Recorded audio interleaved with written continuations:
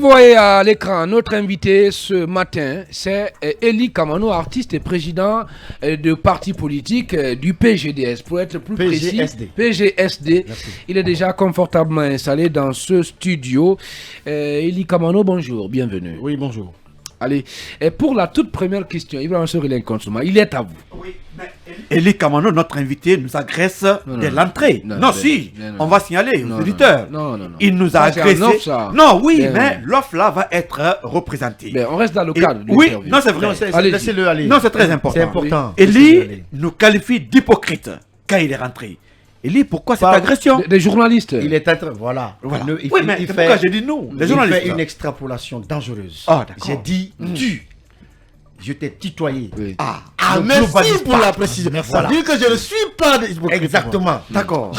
J'ai tutoyé. Le reste, c'est entre toi et Je les l'ai comptes, dit, vous allez régler il y ça en a après dans au cette studio. cabine, à un moment donné, Oui. qui ont qualifié mon parti de parti cabine téléphonique, Qui? mais qui ont bénéficié, Mohamed Mara Alors, et mais Camara, Eli, vous n'allez pas vous venger ici. qui a bénéficié d'un décret présidentiel et qui est très content et qu'on a Ah non, il n'a pas bénéficié de décret par contre. D'arrêter. Précision. d'arrêter. C'est juste un arrêté. Bah oui, c'est un arrêté, oui. Mohamed C'est Kaba, la c'est même un chose. arrêté. C'est un arrêté.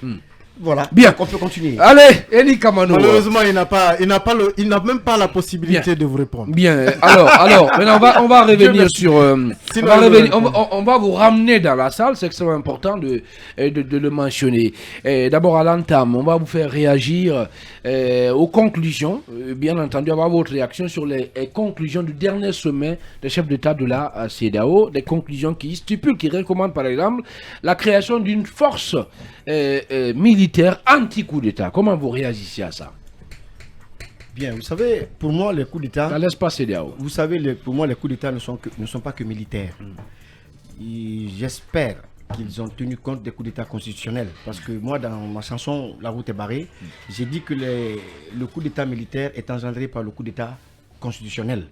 Et les militaires ont des velléités de faire des coups d'État parce que tout simplement, ils voient parfois, je n'ai pas dit que c'est forcément le cas dans notre pays, mais lorsque le rapport ne fonctionne plus, lorsque ça ne marche plus entre les dirigeants et les dirigés, lorsque les dirigeants décident de bâillonner, décident de bafouiller, décident de changer leur constitution, parfois ça crée des problèmes. Et c'est au cours de ces situations que les militaires sont tentés de faire des coups d'État, généralement. Donc si la CEDEAO tient compte de ces paramètres, je pense que ça va nous éviter dans l'avenir, parce qu'on est au 21e siècle, dans une mondialisation aujourd'hui où personne ne traîne le pas et tout le monde sait qu'on ne peut pas aller comme des canards boiteux. On sait ce qui se passe à l'instant T aux États-Unis, en France, dans tous les pays émergents et dans tous les pays développés. Donc on ne peut pas continuer à faire des coups d'État dans nos pays africains pour le simple plaisir qu'on a envie de faire un coup d'État. Bien. Voilà. Allez, Moustapha Veki, toujours sur les conclusions du sommet. Oui, justement, on reste entre les lignes donc, des conclusions de la CEDEAO. La CEDEAO qui laisse entrevoir la possibilité, donc, si nécessaire, il faut insister là-dessus, de délocaliser le dialogue interguinéen dans l'un des pays de l'espace CEDEAO. Les chefs d'État se disent disposés à recevoir ce cadre de dialogue. Qu'en dites-vous? La Guinée est un pays souverain. La Guinée est un pays qui ne doit pas accepter de telles résolutions. Pourquoi donc? Je m'oppose fort. Parce que tout simplement, il ne faut pas que la même chose se répète comme ce qui s'est passé à Ouagadougou. Je crois qu'on est assez grand, on est assez politiquement, on est assez mûr pour pouvoir régler ou résoudre nos problèmes ici. Qu'est-ce qui se passe? La CEDEAO, soit elle comprend, soit elle fait semblant de ne pas comprendre. Ce qui se passe dans la situation guinéenne, je vais vous le dire, c'est qu'il y a le trio qui n'a pas forcément envie de revenir en Guinée, qui n'a pas forcément les garanties qu'il faut sécuritaires pour venir participer justement autour de la table à ces négociations, c'est-à-dire Cellou Dalein Diallo, Sidya Touré et les gars du RPG. Vous pensez qu'ils ont peur de rentrer? C'est ce qu'ils disent eux-mêmes. Ils ont demandé à ce que les conditions sécuritaires soient réunies afin qu'ils puissent revenir. Parce qu'à leur avis, les conditions ne sont pas réunies parce qu'ils se sentent Vous, menacés. à votre avis, est-ce que ces conditions sont réunies justement? Parce que Je ça crois fait que- plusieurs mois, on est en Je train crois de... qu'il y a de l'amalgame. Au niveau du politique et au niveau de l'administrateur qu'on a cité justement dans certains dossiers dans ce pays-là. L'administrateur c'est monsieur tel qui a géré de telle année à telle année, qui a été à certaines fonctions, qui a occupé certaines fonctions dans notre pays. Et pour ça, il est confondu aux politiques, qui est leader politique aujourd'hui majeur dans la vie politique de notre Cet administrateur, puisque est devenu leader politique. C'est ce que je dis. Nous parlons de Cellou Dalein Diallo, M. Kamano. Et de Sidi Touré, oui, et de Sidi Touré, mais qui ne sont pas quand même des politiques des moindres. Mais j'ai dit des majeurs. majeurs. Quand je dis majeur, ça veut tout dire. Ça veut dire que la vie politique de la Guinée ne peut pas être animée sans leur participation. Vous comprenez? Bien. Et il se trouve à côté qu'il y a des poursuites ou qu'il y a des faits pour lesquels on veut les entendre ou sur lesquels on veut les entendre. Alors si à ce niveau on n'a pas dénoué un peu la situation, ça va être très compliqué de les avoir autour de la table. Mais qu'est-ce qui devait être fait justement? Non, je crois que ce qui devait être fait, c'est pas à moi de le faire, c'est au CNRD. Mais vous pouvez proposer. Ah non, moi ma proposition à ce niveau, je pense qu'en tant que citoyen, en tant que leader politique, moi je demanderais, si j'étais à leur place, de venir répondre. Ça n'engage que moi. Parce que si j'ai été quand même gestionnaire de quelque chose commis de l'État, j'ai la responsabilité aussi, devant l'histoire, de répondre les faits dont on me reproche, quel qu'il soit. Donc moi je pense qu'à ce niveau, aurait été moi à leur place, je serais venu répondre. Tout simplement parce que c'est assimilé un peu à la chasse aux sorcières. Et Khalil, justement, maintenant sur la durée de la transition, évidemment, on dirait que vous lisez dans mes pensées. Voilà. Je veux dire, Eli Kamano, comment vous voyez ces exigences de la CEDEAO qui demandent aujourd'hui à ce que la transition démarre immédiatement? Immédiatement. C'est légitime. C'est légitime. Cette demande, elle est légitime. La transition, je vous ai dit, moi dans mon cas, je ne soutiens pas la transition ou cette transition parce que j'ai n'importe quelle ou quelconque faveur avec elle. Je soutiens la transition en tant que patriote en âme et conscience. Et en ce qui concerne la durée, si la CEDEAO s'exprime là-dessus en ces termes, je crois que c'est légitime et c'est normal. La transition, on doit démarrer, on doit savoir maintenant ça démarre où, ça finit quand. Et ça, c'est normal. Donc, vous pensez aujourd'hui que le colonel Mamadi Doumbouya, par exemple, doit prendre un acte officiel pour marquer le démarrage réel de la transition? Tout à fait. D'accord. Allez, on va évoluer. Dans un autre registre, Eli Kamano, nous assistons actuellement au procès du massacre du 28 septembre. Je sais que comme nous, vous êtes un grand observateur. Et de façon résumée, qu'est-ce qui vous marque pendant ce procès? Et vous êtes un leader d'opinion, Eli Kamano. Qu'est-ce que vous diriez sur ce à quoi vous êtes en train d'assister? Bon, je ne vais pas me prononcer sur le 28 septembre. Bien. Vous n'allez pas vous prononcer, c'est extrêmement important, on va pas insister là-dessus. Allez, on va évoluer. Moustapha Viki, si vous le permettez, on ne va pas insister là-dessus, c'est extrêmement important. Ce matin même, on a vu ce communiqué de la cellule de communication du procès des massacres du 28 septembre. C'est important de ne pas trop faire de commentaires là-dessus. Alors, on va évoluer. Maintenant, on va vous faire réagir par rapport quand même à ces propositions qui ont été faites dans des commissions au niveau du cadre de dialogue et pour, disons, l'autorisation des candidatures indépendantes au niveau des communales, mais leur interdiction au niveau de la présidentielle. Et qu'en dites-vous? Et des législatives. J'ai pas compris. Les candidatures indépendantes elles sont permises au niveau de... Non, dans les travaux de groupe, il avait été proposé à ce que les candidatures indépendantes soient élargies aussi aux élections nationales, donc les législatives et les présidentielles. Malheureusement, lors de la plénière, il a été maintenu il a été décidé, voté donc par la majorité, que les candidatures indépendantes soient uniquement maintenues au niveau local. Ouais. Vous devez comprendre tout de suite que les gens qui ont voté cela, c'est parce que c'est par peur de voir, parce qu'aujourd'hui, laissez-moi vous dire que de tous les courants politiques, la jeunesse guinéenne est fatiguée. La jeunesse guinéenne veut justement un nouveau souffle, un homme providentiel, même si ça n'existe pas. Mais je pense que en instaurant la candidature indépendante, la jeunesse pourra librement décider de qui doit présider ou qui va présider dans l'avenir les destinées de notre pays. Et à ce niveau, moi je pense qu'ils ont tout intérêt, les grands partis bien sûr, de faire en sorte que les candidatures indépendantes restent seulement au niveau des communales. Mais il n'y a pas que des partis politiques à ce cadre de dialogue. Non, je sais, mais la majeure partie, n'oubliez pas que même au sein de la société civile, les personnes qui animent ces entités ont des affinités ou des accointances avec les partis politiques et les leaders politiques. Ça, on le sait. Beaucoup de personnes, même dans le milieu journalistique, je n'attaque personne, mais il y a des gens qui ont des appartenances politiques et voilées. Ah oui. Oui, mais attendez, quand même, ce qu'il vient de dire, c'est important. Non, pas de langue de bois, c'est Elie Kamano. Il faut le dire. Vous parlez de qui? Vous pensez qu'il y a des journalistes qui ont des accointances, qui sont des militants de partis politiques? Voilés de partis politiques. Allez, on vous connaît, assumez. Allez-y, Elie. Non, Elie Kamano, ce matin, on ne vous reconnaît pas. Assumez-vous comme d'habitude. Je m'assume. Oui, allez-y, donnez des noms. Lorsqu'on prend le cas de Lincoln, par exemple, Lincoln, il va dans le sens de se faire plaire par les militants de l'UFDG.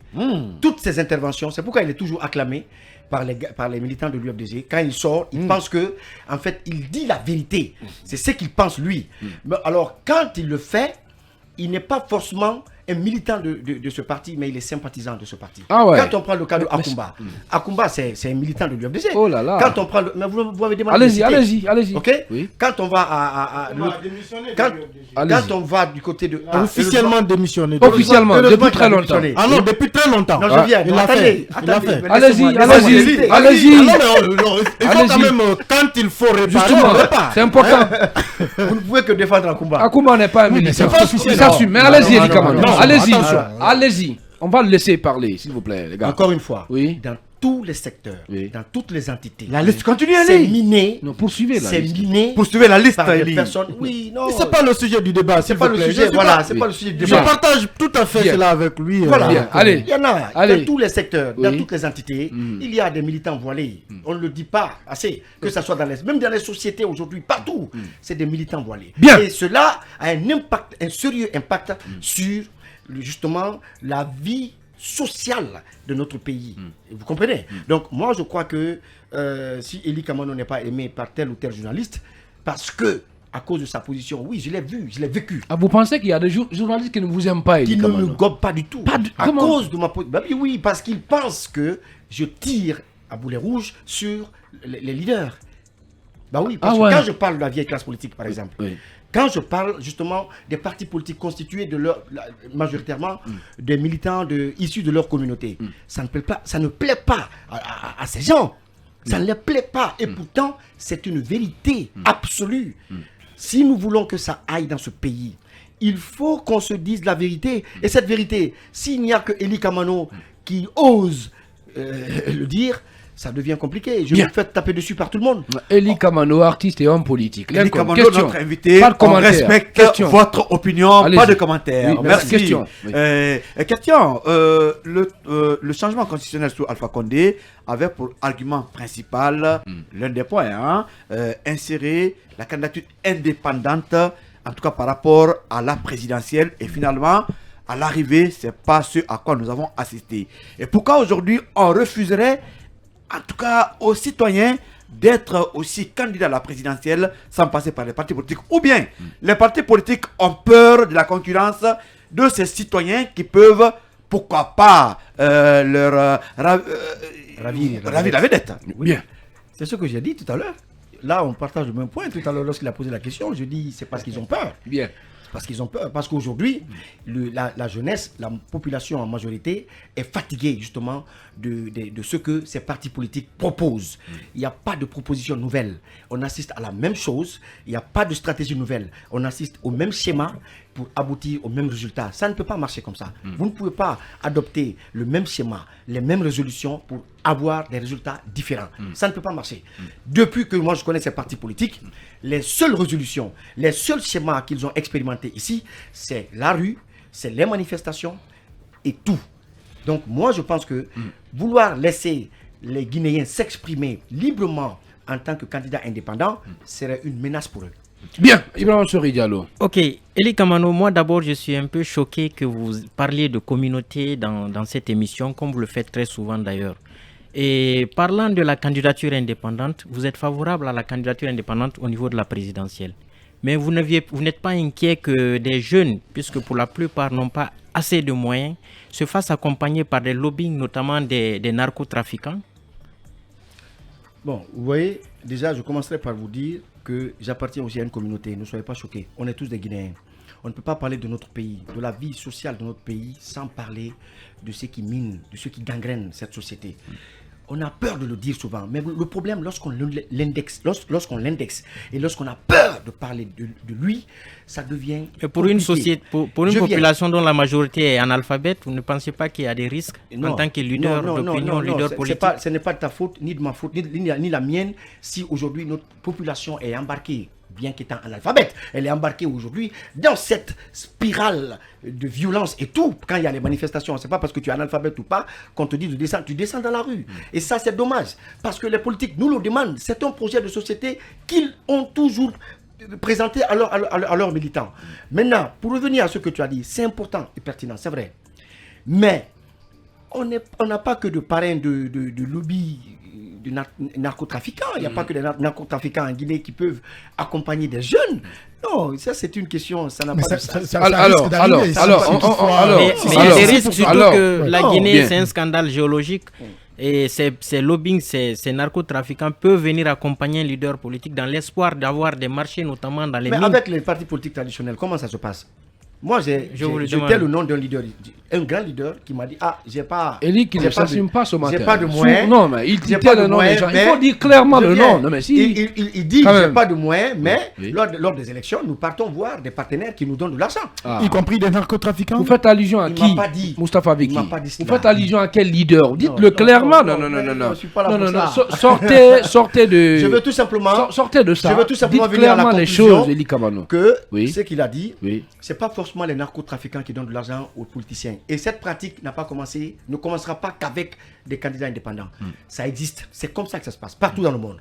Les leaders, les leaders politiques, ils vont vers des mécènes, ils vont vers même des présidents pour demander de l'aide. Ambalo, par exemple, a été en partie financé par Macky Sall.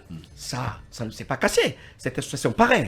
Donc, comment il s'appelle, Sidya Touré par exemple, il est en partie aidé financièrement par Ouattara. Ça c'est pas caché. Donc c'est pour vous dire que eux-mêmes ils n'ont pas tous les moyens, les fonds qu'il faut pour financer leur candidature. Mais est-ce que Eli Kamano, vous aussi vous serez financé par un bailleur? Mais c'est ce que nous recherchons tous.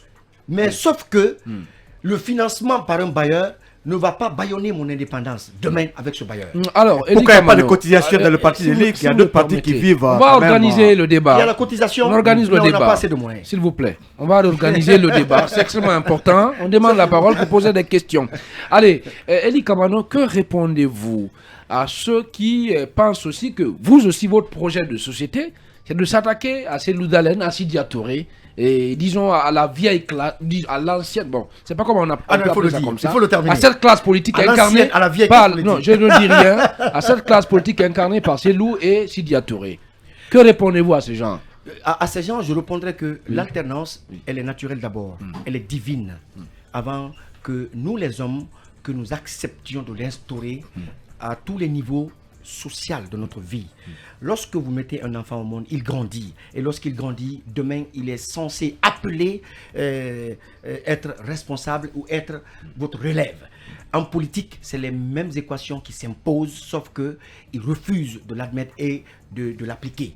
Lorsque vous avez au sein d'un parti politique des jeunes, des vaillants jeunes, des jeunes intellectuels, instruits aussi comme vous, et que vous atteignez un certain âge, et que vous expérimentez des voies, des chemins, des schémas qui n'aboutissent pas, et que vous allez aux élections une fois, deux fois, trois fois, et que ça ne marche pas, il faut aussi passer la main. C'est ce qu'on appelle au sein des partis politiques faire le congrès. Mais est-ce que la jeunesse, l'âge, c'est un projet de société, monsieur? L'âge, oui. Nous a prouvé dans ce pays qu'avec la vieillesse, on ne peut pas diriger un pays majoritairement jeune. Alpha Condé aurait été président en 1991, il aurait su adapter son projet de société à l'époque, aux Guinéens de l'époque, de 1991. Aujourd'hui, nous sommes dans la nouvelle technologie, dans une mondialisation où la jeunesse a le pouvoir. Joe Biden n'est pas jeune. La jeunesse a le pouvoir, je viens. Joe Biden n'est pas jeune. Et quand Joe Biden, tu ne peux pas comparer la démocratie américaine à celle guinéenne. Vous parlez ils ont fini. Non, eux, ils ont fini. On a du chemin à faire. Il y a 4 siècles de différence, d'émergence entre les Amériques, entre la France, entre l'Europe et l'Afrique. On ne peut pas nous comparer. Donc, pour moi, à ce niveau, les mentalités ne sont pas pareilles et le niveau comme il a dit tout à l'heure, d'instruction, d'éducation de nos populations ne sont pas pareils. J'aimerais dire que, pour moi, dans un pays comme la Guinée, quand les statuts des partis politiques stipulent qu'à chaque 5 ans ou 7 ans, il faut faire un congrès, il faut le respecter, sinon, arriver au pouvoir, vous ne le respecterez jamais. Est-ce que Eli Kamano est favorable à la mise en place d'un gouvernement de transition d'union nationale? Attention. Et d'union nationale, merci beaucoup. Hein. J'ai envie de café. Hein. Allez-y. Oui, bien sûr, je suis favorable. Et vous serez intéressé par un poste ministériel? Non, écoutez, c'est une question. Écoutez, ce sujet-là, je l'ai répondu. Cette question, je l'ai répondu à plusieurs reprises. Si je voulais être ministre, je ne serais pas là, je serais autour de la table là-bas. Autour de Doumbouya? Bien sûr. Vous avez eu des propositions dans ce sens-là? Je n'ai fait aucune démarche allant dans ce sens. Oui, mais est-ce que vous avez eu des propositions dans ce sens-là? Non, je ne rentrerai pas dans ça. Non, pas mais du tout. on vous sent trop proche des militaires. On vous sent trop proche des militaires, Eli. Je suis proche de Doumbouya, oui. Justement, est-ce qu'on vous a fait des propositions, Eli? C'est de ça il s'agit. Non, on m'a pas Les gens vous écoutent là. On m'a pas fait de propositions. Bien. Et je n'ai pas fait de proposition non plus. Et si, encore une fois, je suis proche de lui, c'est pour éviter qu'il fasse les mêmes erreurs que le CNDD a eu à commettre par le passé. Bien. C'est tout. Allez, Eli Kamano. Excusez-moi, dans le même ordre d'idée, rapidement, oui. Vous voulez éviter à Doumbouya des erreurs du passé. Mais aujourd'hui, on a encore, comme sous Alpha Condé, des prisonniers d'opinion. Est-ce que vous avez eu à parler à Doumbouya par rapport au cas des Fonike Mengue, des Brema Diallo, des comment on appelle ça, qui ont été juste arrêtés pour leur opinion? En une minute, s'il vous plaît, allez-y. Je souhaiterais qu'ils recouvrent leur liberté. Ça, c'est en tant que leader, en tant que jeune, et je pense que le fait de les mettre dehors va contribuer à apaiser un peu les tensions au niveau du dialogue aussi. Ça va. Il faut. Vous en avez parlé avec le président? Il faut pas. Vous en avez parlé avec le président? Non, j'ai pas parlé avec lui de ça, sincèrement. Mais tout simplement, j'ai fait une publication lors du décès de la mère de Fonike Mengue, où j'ai demandé la clémence de la justice afin de lui permettre d'aller assister à l'enterrement de sa mère. Allez. Maintenant, parlant justement du président, moi j'en ai pas parlé avec lui de ce sujet. Mais ce qui est sûr, c'est que c'est des leaders d'opinion, c'est des citoyens guinéens qui ont été arrêtés pour leur opinion, comme il l'a dit. Et la divergence d'idées ne doit pas amener certains à croupir en prison durant des moments sans qu'ils ne soient jugés. Ça, par contre, j'ai été dans le même cas qu'eux, je me mets à leur place, et pour ça, je demanderai à ce que leur jugement soit fait, qu'ils soient situés sur leurs responsabilités. Bien, allez, maintenant, Ibrahim Sori, Diallo, si vous le permettez, faites réagir Eli Kamano quand même sur ces sanctions infligées par justement, les États-Unis avant de revenir à ces sanctions, rapidement, on n'a que 2 minutes. Eli Kamano, aujourd'hui, que répondez-vous à ceux qui pensent que vous évoluez au gré du vent? Parce que, on se le rappelle, avant les élections présidentielles, avant le 3e mandat, vous étiez avec le FNDC, vous avez combattu le 3e mandat. Mais après qu'Alpha Condé ait obtenu son 3e mandat, vous avez suivi le président Alpha Condé à l'époque. Et vous êtes attaqué au FNDC. Ah bon? Oui, bien sûr, auquel vous appartenez. Bien sûr, parce que vous aviez attaqué. Dégagez les preuves. Mais vous êtes mis contre le FNDC après. Donc, en me mettant contre le FNDC, ça veut dire que j'étais avec Alpha Mais Condé? dans vos discours, on le sentait. Question, s'il vous plaît. Non, j'ai dit qu'est-ce qu'il répond à ces jeunes, à ces gens qui pensent que vous suivez, vous évoluez au gré du vent. Aujourd'hui, c'est la transition. Vous êtes aux côtés de Doumbouya, avec lequel vous avez même obtenu de l'argent. Vous dites en faveur d'un de vos projets, en faveur justement des personnes démunies, des malades. Merci beaucoup. Vous savez, je vais vous dire rapidement, en une minute, s'il vous plaît. Vous savez, non, vous n'allez pas me... Une si belle question. Allez-y. Je dois m'étaler là-dessus. Vous savez, lorsque vous dites au gré du vent, lorsque je chantais, quand j'ai attaqué Lansana Conté, ces militants... Mais on peut changer après. Je viens. On ne discute pas. Ce n'est pas moi qui change. C'est les gens qui, selon leur intérêt, social ou politique, changent. Quand j'ai attaqué Conté, ceux qui étaient dans sa grâce étaient contre ces attaques. Quand j'ai attaqué Dadis, ceux, surtout les forestiers, qui étaient dans sa grâce ou qui étaient en faveur de lui, étaient contre moi, m'insultaient, comme vous le faites aujourd'hui. Quand j'ai attaqué Alpha Condé, ceux qui étaient, surtout à Guéguédou chez moi, les Malinké, qui a une grande communauté, une forte communauté Malinké, étaient contre moi, parce qu'ils estimaient que ma mère est Malinké, je ne devrais pas le faire. Arrêtez, ce n'est pas Eli Kamano qui change. C'est des gens qui, au gré de leur intérêt, change. Parce que, je vais vous rappeler quelque chose.